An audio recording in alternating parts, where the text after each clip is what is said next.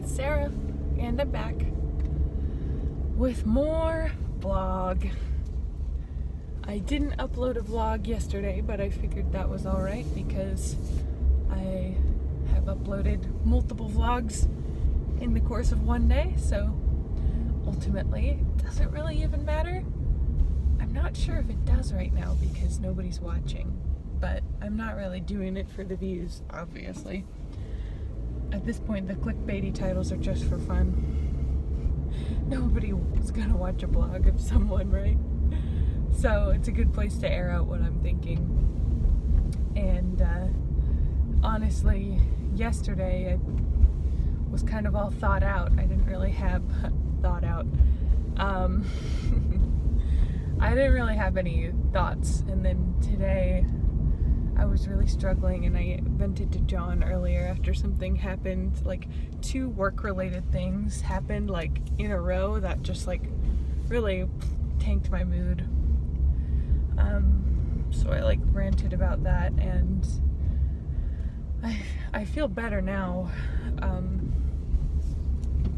Just getting it off my chest, but some of it is just like a little too negative and maybe a little too dark for me to like speak out loud on video.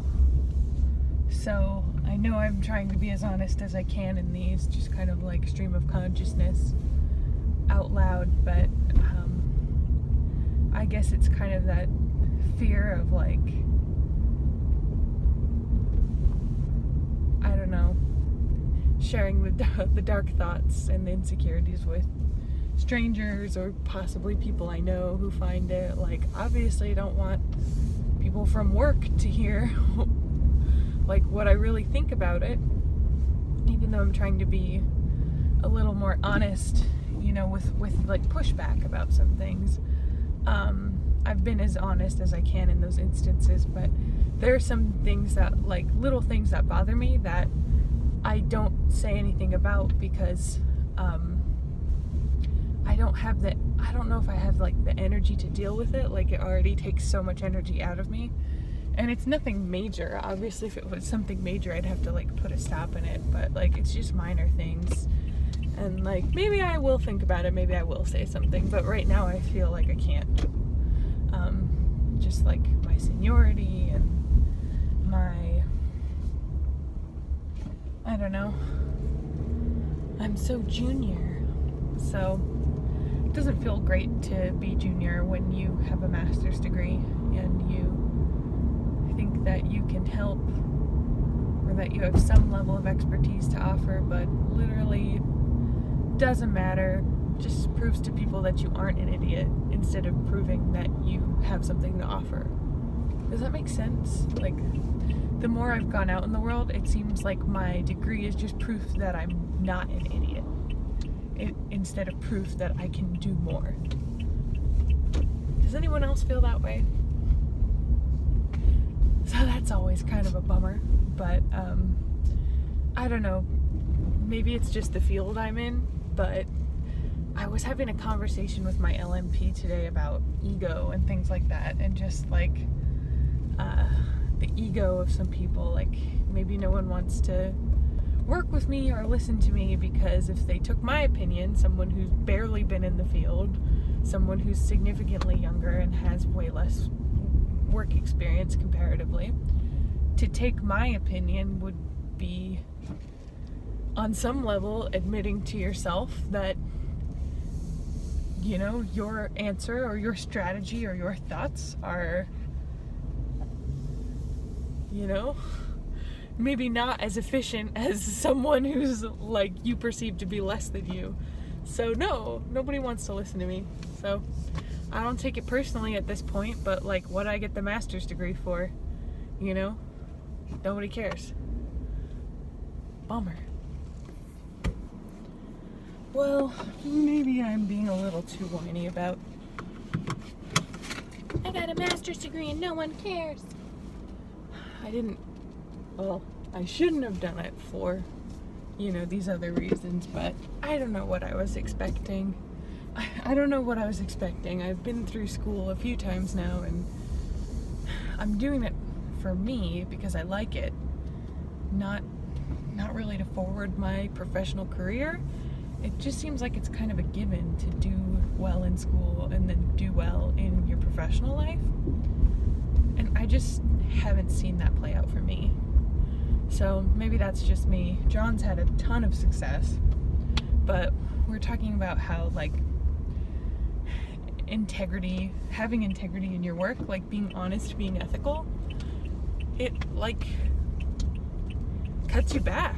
Like when John was at Microsoft, he told his boss, his manager, that he would be leaving to do his PhD, and he was on track for a promotion. And because he chose to leave, he did not get a promotion. And in the engineering world, it's actually really important that you get promotions on a specific time frame, because it demonstrates what kind of engineer you are, like that you're good and you do good work and other people want you to stay with the company, stay with the team, that you're a valuable contributor. And they couldn't promote him knowing that he was leaving because they can only give away so many promotions. So, objectively he did the right thing and somebody else got that promotion, but he didn't because he was honest. And similarly, I didn't get a few jobs I wanted because I was honest that I don't want to be a lifetime recruiter. That's not what I want to do with my career. And I've talked to other agency recruiters about it and my classmates about it, and we all kind of agree that if I lied about a few things, I could push my career in that direction quickly, given the master's degree, given the metrics, given the potential. But they don't want someone like me. I'm sure there's many reasons for that. So I don't know what they want. Someone who's going to be there forever? I don't know. I think it's kind of big of people to ask, what are your plans 5 years after your PhD, when you're interviewing me for a 6-month contract? Like, you're already telling me that you don't see us going beyond 6 months. So why are you up in here asking me what I'm going to be doing 5 years after my PhD? That's 8 years or more from today.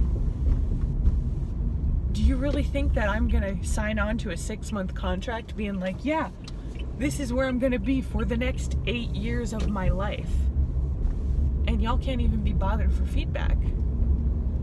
So, like, I think the hiring these days, if you're not an engineer, and even if you are an engineer, it can be pretty picky too. I've just seen a lot of behavior from hiring managers that are kind of like unbelievable.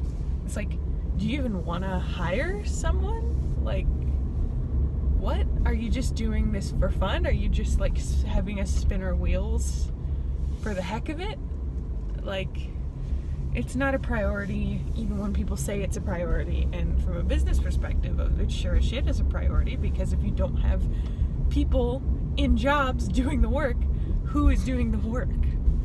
The other people on your team, sure. And on a small team, that can fatigue the people that are there.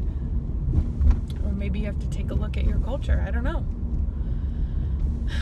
But I am where I am. I can't complain. I've got a job that works with my choice to continue with school. I guess it's a choice, but at this point, like I've said in a previous video, well, I don't have to pay off my debt yet because I'm not working full-time. I'm going to school full-time, and in the eyes of the government, you're a debt slave. I love being a debt slave. Psych. Debt slave. Ward of my parents. I don't know if I'll ever be living for me. I think we're a good decade or more away from that. So maybe when I'm 36, 37, 38.